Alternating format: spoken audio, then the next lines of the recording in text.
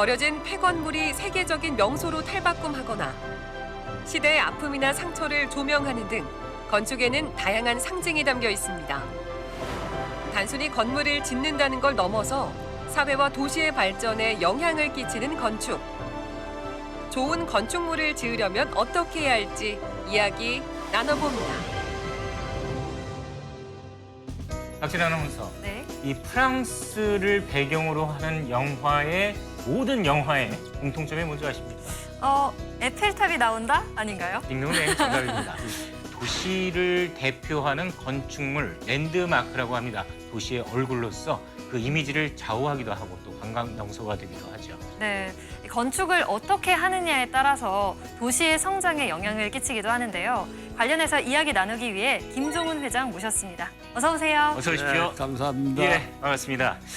건축을 이렇게 이야기를 하더라고요. 중력을 이겨내기 위해서 그 시대 인간의 노동력과 지식의 총합이 바로 그 건축물이다. 랜드마크라는 얘기일 텐데 네, 이런 정의에 대해서 네. 또 다른 생각을 갖고 계실 텐데 어떤 정의를 갖고 계십니까? 그게 아주 정의가 굉장히 난해한 정의라고 생각하고요. 예. 저는 이제 건축을 네. 현재를 살아가는 우리의 이야기라고 생각하고 예. 다른 말로 표현하면 우리 시대의 거울이라고 생각합니다. 그 이유는 우리 시대의 사람들의 생각과 여러 가지 문화 수준이 반영되기 때문에 그렇습니다. 회장님께서는 26년째 건설 사업 관리에 종사하고 계십니다. 그동안 보신 건축물이 상당히 많을 텐데요. 가장 기억에 남는 건축물 뭐가 있을까요? 저는 한 45년 동안 해외 출장이나 여행을 통해서 한 100여 국에 네. 제가 다녀봤습니다. 그동안. 그래서 그 중에서 가장 의미 있는 건축물을 16개를 추려서 네. 이번에 제가 건축 여행에 관한 책을 갖다가 발간을 했습니다. 예. 그 중에서 좀 꼽으라 그러면 네. 제일 처음에 나오는 베를린 유대인 박물관, 두 번째로 나오는 9.11 메모리얼 파크, 어허. 이걸 꼽고 싶고요. 예. 책에는 수록이 안 됐는데 르 꼬르뷰지에라는 세계적인 건축가가 설계한 네. 롱상교회당이라고 불란서 저기 접경에 있는데 네. 그거는 제가 7, 8년 전에 아내하고 둘이서 네. 파리에서 기차를 3번 갈아타고 시골길을 걸어서 네. 그렇게 갔다 온 적이 있는데 너무나 대단한 건축이었습니다. 회장님이 보시기에 어떠세요? 참 좋은 건축물이다 라는 생각이 들 때 그 순간은 어떨까요? 그 건축물이 갖고 있는 디자인의 어떤 속성이라 그럴까? 예. 그리고 그 지역하고 얼마나 어울리고 또 지역에 사는 주민들하고 얼마나 서로 호흡을 하고 아하. 또 외부 방문객이 와서 네. 정말 영혼의 어떤 울림을 느낄 수 있는 건축이라 그러면 그게 규모에 관계없이 위대한 건축이라고 생각하는데요. 네. 예를 들면 안도 다다오가 설계한 나오시마의 건축물들이 있는데 네. 그 건축물이 크지 않거든요. 크지 않는데 네. 하나하나가 정말 영혼이 들어가 있는 위대한 건축물입니다. 구체적으로 예를 또 하나 들어주시면 더 감사하겠고 예. 어떻게 생각하십니까? 예술 영역까지 들어가는 건축물은 어떤 것들이 예. 있을까요? 건축은 종합예술이라는 얘기를 합니다. 예. 그러니까 예술이라고 하는 측면에서는 디자인이 들어가는 거죠. 예. 그래서 디자인이란 측면에서 새로운 거를 창작을 하고 창조하는 거니까 이건 굉장히 어떤 다른 예술에 못지않게 종합예술적으로 어프로치를 해야 되고 건축이 또 그런 예술적인 요소도 있지만 기본적으로 기능적인 요소와 공학적인 요소가 있거든요. 그렇죠. 그래서 공학이 받침이 안 되면 근처에 있는 예를 들어서 시청 건물이 있다. 그런 시청 건물이 그렇게 특별한 형태로서 건립이 될 수가 없지요. 그 롯데월드타워, 슈퍼월드타워는 완전 공학의 뒷받침, 아하. 엔지니어링의 뒷받침에 의해서 그렇게 되는 거고 시드니 오페라 하우스는 네. 그야말로 예술 디자인하고 공학의 완벽한 어떤 조합에 의해서 네. 그렇게 그런 건축물이 탄생했습니다. 네, 건축은 시대의 거울이다 이런 네. 말이 있습니다. 우리나라는 지금의 이런 시대상이 어떻게 건축물에 반영이 돼야지 바람직할까 이런 궁금증이 생기는데요. 지금 인구가 감소하는데 특히 수도권 경우에는 가구 수가 증가하고 네. 있습니다. 그 아주 이상한 그렇죠. 현상이죠. 서울시만 하더라도 주택 보급률이 100%가 넘었는데 지금은 96%, 97% 언저리 때문에 주택이 부족합니다. 서울은. 특히 어떤 주택이 부족하냐면 1인, 2인 가구가 우리 가구 수의 한 65%가 됩니다. 그렇죠. 지금. 그러니까 소형 주택들, 1인 가구, 2인 가구가 필요한 그런 소형 주택이 굉장히 필요하고요. 네.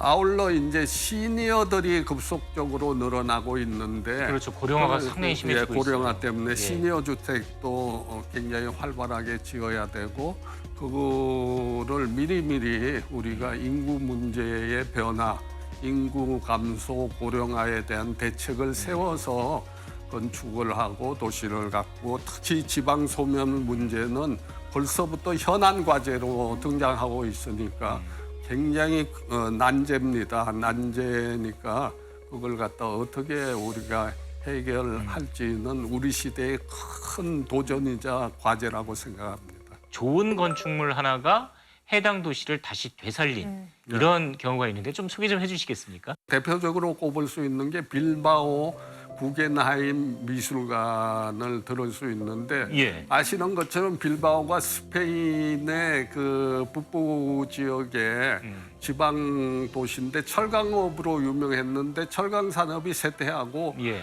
도시가 완전히 쇠퇴해가고 있었는데 그 지방 정부에서 유명한 미술관을 유치해야 되겠다 해서 지어진 게 빌바오 미술관인데 네. 미술관을 지으니까 그것도 아주 명품 미술관을 짓다 보니까 세계에서 건축물을 보러 아하. 거기 전시한 전시품을 보는 게 아니고 건축물을 보러 예. 1년에 100만 명씩 오는 거예요. 그러니까 그 사람들이 오니까 숙소도 필요하고 컨벤션 센터도 필요하고 뭐 여러 가지 부대 시설이 추가로 들어서면서 빌바오 효과라는 경제학적인 용어가 탄생을 했습니다.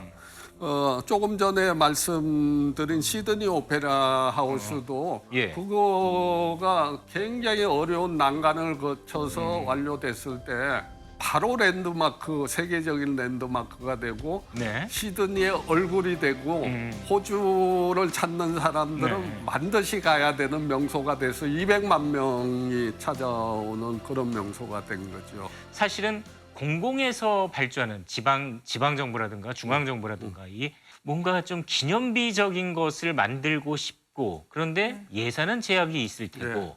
그러다 보니까 좀 엉뚱한 결과물들이 나오는 경우가 종종 네. 있는데 좀 조언을 해주신다면 어떨까요?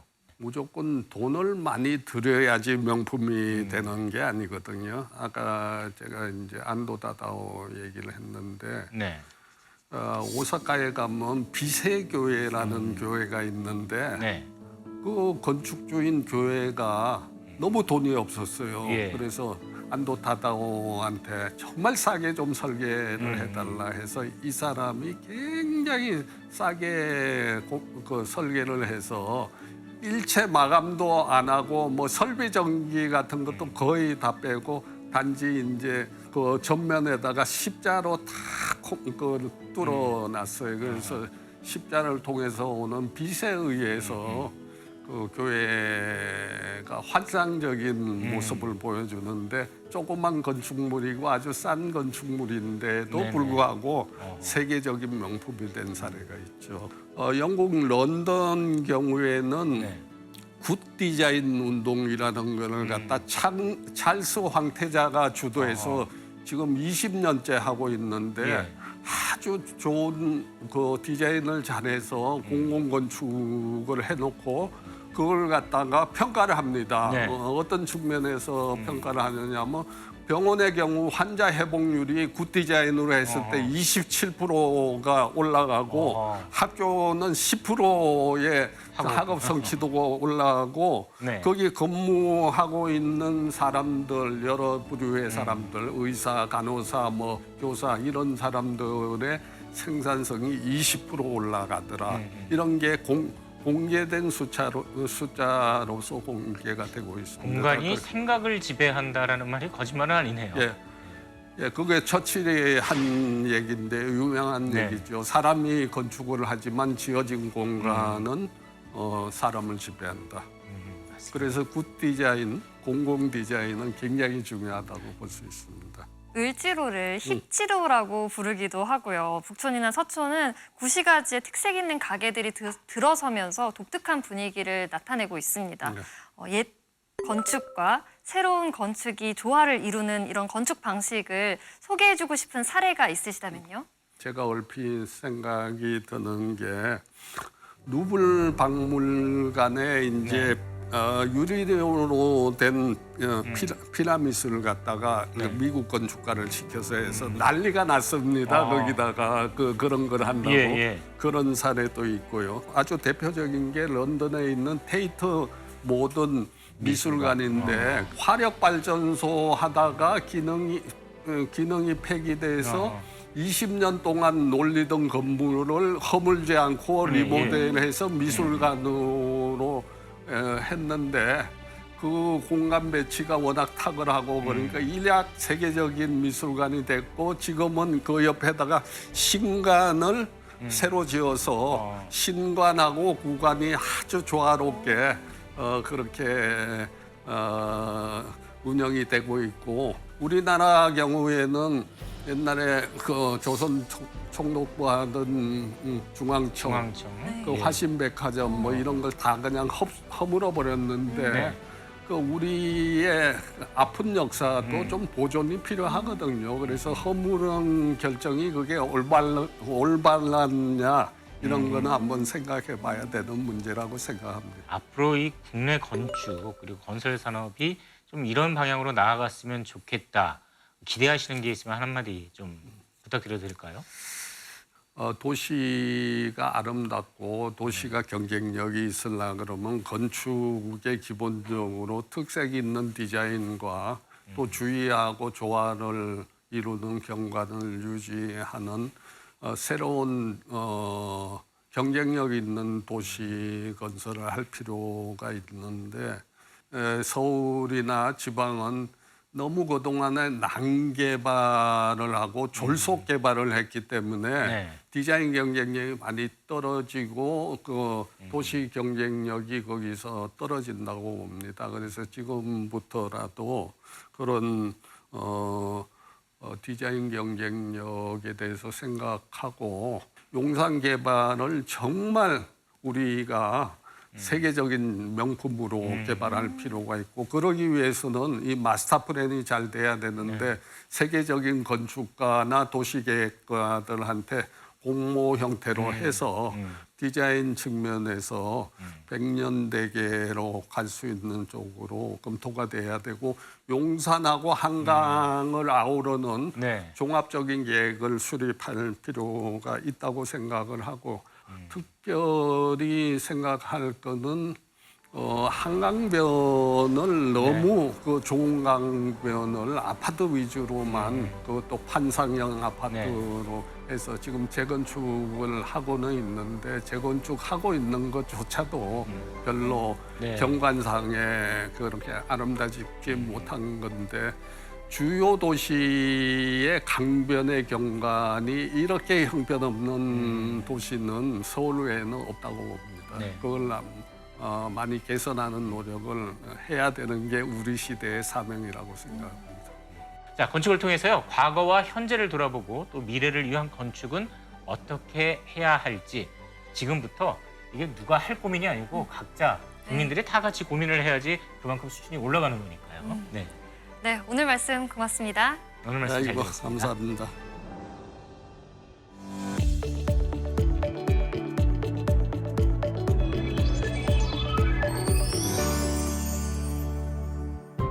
의료비 부담을 줄이는 사회보장제도, 바로 건강보험이죠.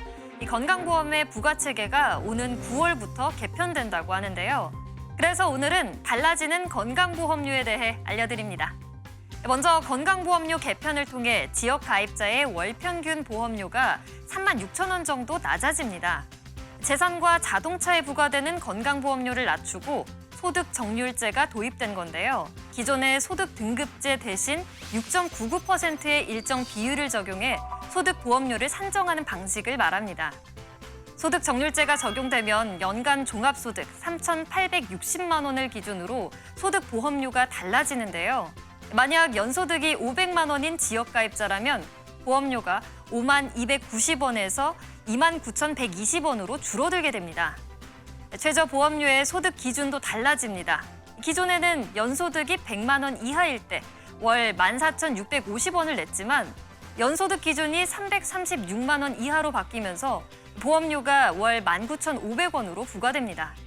보험료가 낮아지는 지역가입자와 달리 임대수익, 주식 배당과 같은 급여 외 소득이 많은 직장 가입자의 보험료 부담이 늘어나는데요. 직장 가입자의 급여 외 소득에 대한 기준이 강화됐습니다. 3,400만 원을 초과하는 경우에 보험료를 부과했지만 9월부터는 2천만 원을 초과하면 보험료를 내야 합니다. 마지막으로 건강보험료를 내지 않았던 피부양자의 자격 요건이 달라지는데요. 연소득이 2천만 원을 초과할 경우 보험료 부담 능력이 있다고 판단돼 단계적으로 지역가입자로 전환됩니다. 더 자세한 사항은 보건복지부 홈페이지를 참고하시기 바랍니다. 지금까지 생활플러스였습니다.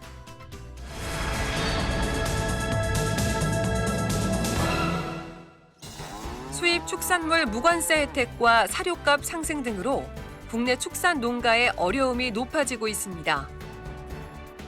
높아지는 생산비에 축산물 가격 하락까지 이어지면서 사육을 포기하겠다는 축산 농가의 수도 증가하고 있는 상황. 우리 축산업이 위기를 극복하고 모든 소비자가 한우를 합리적인 가격으로 즐길 수 있는 축산 환경을 만들려면 어떻게 해야 할까요? 김삼주 전국 한우협회장과 함께 이야기 나눠봅니다.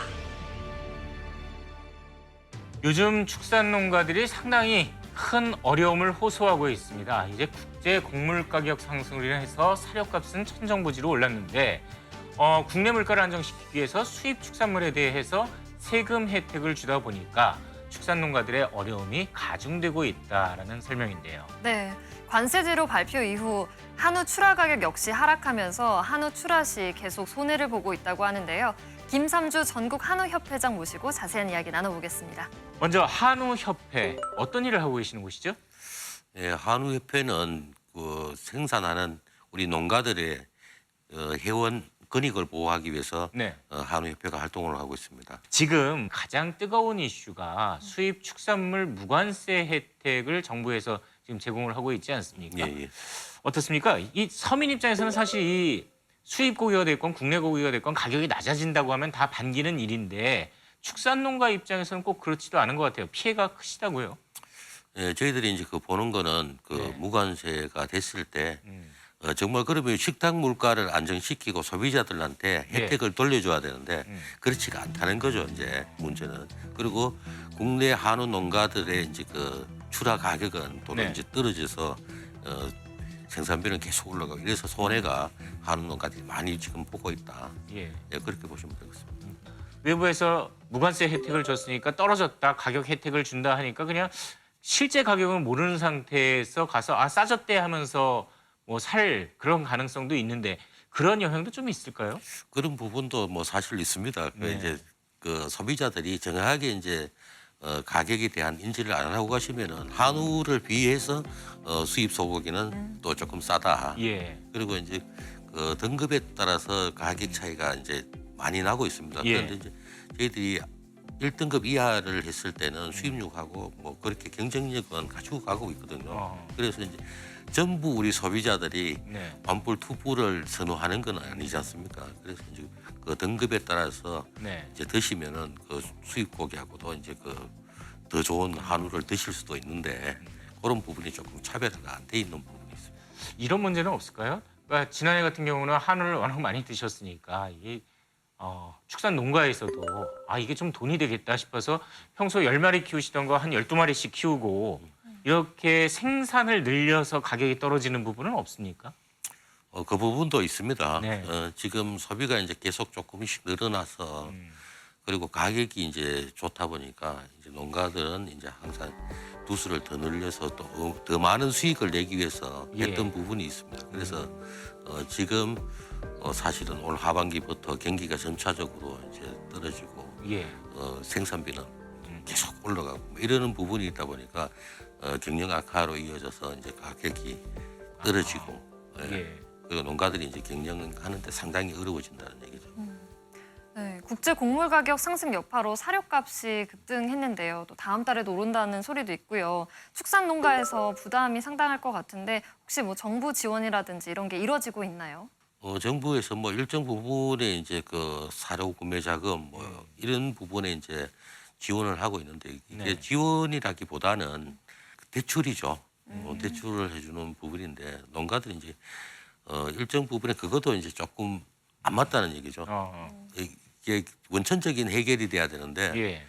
이게 그 부채를 내서 경영을 계속 이어나가다 보면은 네. 경영 악화 더 이제 심화될 수가 있다. 그래서 이제 지금 가장 우려하는 게 이제 우리 농가 숫자가 급감할 수도 있는 그런 이제 문제점도 가지고 있습니다. 한우 농가들이 정부에 가장 원하는 것은 어떤 겁니까? 뭐 예를 들어서 사료값 같은 경우는 국제 가격이 워낙 오르다 보니까 거기에 연동돼서 움직일 수밖에 없을 테고, 뭐 정부 쪽에서 뭐 지원금을 제공을 해야 되는 건지, 그게 아니면 앞에서 말씀하셨듯이 그 수입산에 대한 무관세 혜택을 좀 철회를 해야 되는 건지, 뭐 그 부분에 대해서 좀 궁금한데요. 지금은 저희들은 이제 요구가 이제 그 무관세는 이제 철회가 되어야 된다. 예. 그리고 정말 우리 소비자들한테 혜택을 줘야 된다면은 할인 쿠폰을 해서 네. 국내산을 활용할 수 있는 그렇게 해서 국내산 산업도 안정시키고 네. 소비자들한테도 직접적인 혜택이 갈 수 있게끔 그렇게 이제 정책을 전환해야 된다 이렇게 이제 보고 있는 거죠. 지금 이번 추석에 정부에서 뭐 예산 규모를 한 650억 정도를 투입을 해서 할인 쿠폰을 나눠주겠다 했는데 한우 쪽에서는 좀 규모가 작은가 보죠, 할당된 게. 많이 적다고 저는 보고 있습니다. 예. 그 이제 저희들이 이제 그 소고기 수입했을 때 할당 관세가 거의 한 1,600억 정도가 됩니다. 그럼 예. 1,600억에 이제 그 650억이 이제 그 축산 쪽에만 하는 게 아니라 전체 그렇죠. 농업에서 다 하는 거거든요. 예. 그래서 저희들은 이제 정부에 요구한 게 그렇습니다. 세금은 받고 네. 그 세금을 실질적으로 소비자들한테 1,600억을 다 돌려줘라. 그러면 그 효과가 훨씬 더 큰데 네. 왜 정책을 자꾸 거꾸로 가느냐 이제 그런 얘기를 하고 있습니다. 지금 서민 입장에서는 이 사실 평소에도 소득 수준을 고려하면 한우값이 조금 부담되는 건 사실이거든요. 워낙 좀 고등급, 원뿔, 뭐 투뿔 뭐 이런 식의 고기들을 워낙 선호를 하시니까 그렇다면 아예 명품과 일반 제품 이런 식으로 구분을 해서 시장 접근을 해도 되지 않을까라는 생각이 드는데 어떻습니까? 저희들이 이제 그런 부분에 고민을 많이 하고 있습니다. 예. 그래서 아주 고급육은 고급육으로 이제 그 시장을 가야 되는 부분이 있고요. 예. 그리고 이제 일반 서민들이 같이 드실 수 있는 한우를 같이 드실 수 있는 그런 정책을 그리고 제도를 만들려고 지금 하고 있습니다. 이제 이 부분이 이제 어떤 부분이냐면은 아까도 제가 잠깐 말씀드렸지만 1등급 이하의 이제 그 숙성육을 해서 품질을 또 퀄리티를 높여서 예. 소비자들이 한우를 이제 수입육하고 같이 경쟁할 수 있는 그런 안을 지금 만들고 있습니다. 네. 그래서 연말이나 뭐 늦어도 내년이면은 아마 가능하지 않겠나 그렇게 지금 준비하고 있습니다. 그러시군요. 우리나라 한우 시장 규모가 어느 정도인지 궁금한데요. 이 한우는 한 해 얼마나 소비되는지 또 이 수입 소고기와 시장 점유율의 차이는 어느 정도인지 알려주신다면요. 지금 저희들이 그 자급률이 한 32% 정도 되거든요. 한우가 32%, 그다음에 유구가 뭐 한 4% 정도 되고 수입육이 거의 뭐 한 65% 정도가 나온다고 보시면 돼요. 네. 그래서 이제 너무 이제 수입육에 의존하고 있는 의존도가 너무 높다. 예. 항상 우리 정부에서도 이제 걱정을 많이 하고 계시는 부분이 농업의 이제 그 자급률이잖아요. 농업은 생명산업이라고 그러는데 예. 이 이제 그 국민의 먹거리를 어떻게 책임질 거냐. 네.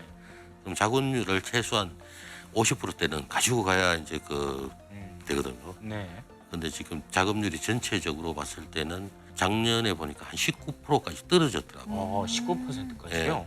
그러면 이게 지금 이미 세계적으로 보면은 네. 식량 전쟁이 일어나고 있거든요.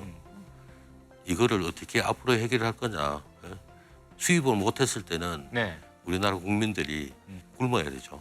그렇죠. 네. 사실 요소수 사태를 겪으면서 가장 기본적인 수준까지는 국내에서 좀 조달, 공급이 가능해야 된다라는 걸 국민들이 많이 느꼈을 것 같은데, 자, 보통 국내에서 기른 소를 한우라고 생각하시는 분들이 많은데, 근데 이게 유구도 있고 용어가 조금씩 다르더라고요. 예, 예. 어떻게 한우를 명확하게 구분짓는 기준이 뭡니까? 한울은 이제 세계적으로 유일한 우리 토종 가축입니다. 아. 예, 세계 유일한 그 한우 품종이고요. 예.